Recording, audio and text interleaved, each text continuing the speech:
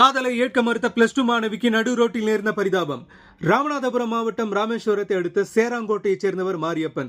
மீன்பிடி தொழில் செய்கிற இவருக்கு 2 மகள்கள் இருக்காங்க. இதுல மூத்த மகள் ஷாலினி ராமேஸ்வரம் பெண்கள் அரசு மேல்நிலைப் பள்ளியில பிளஸ் டூ படிச்சு வந்தாங்க. பிளஸ் டூ மாணவி ஷாலினிய அதே பகுதியை சேர்ந்த 21 வயதான முனியராஜ் அப்படிங்கிறவர் தன்னை காதலிக்கும்படி தொடர்ந்து தொல்லை கொடுத்ததா சொல்லப்படுது.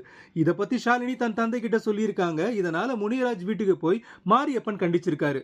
முனியராஜ் எவ்வளவு வற்புறுத்தியும் ஷாலினி மறுத்து இதனால ஆத்திரமான முனியராஜ் மாணவி ஷாலினி ஸ்கூலுக்கு போற வழியில அவரை வழிமறிச்சு மறைச்சு வச்சிருந்த கத்தியை எடுத்து மாணவிய சராமரியா குத்திருக்காரு. இதுல சம்பவ இடத்திலேயே ஷாலினி பரிதாபமா உயிரிழந்திருக்காங்க.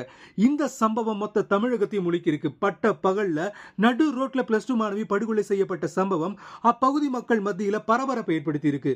மாணவியோட படுகொலைக்கு நீதி கேட்டு அவரோட குடும்பத்தினர் மற்றும் உறவினர்கள் பல்வேறு போராட்டங்களில் ஈடுபட்டு வர்றாங்க. மாணவி படுகொலையை கண்டிச்சு அதிமுக, பாமக உள்ளிட்ட கட்சிகள் தங்களோட கடும் கண்டனங்களை பதிவிட்டு வர்றாங்க. மாணவியை படுகொலை செய்த முனியராஜை கைது செய்த போலீசார் அவர்கிட்ட தீவிர விசாரணை நடத்தி வர்றது குறிப்பிடத்தக்கது.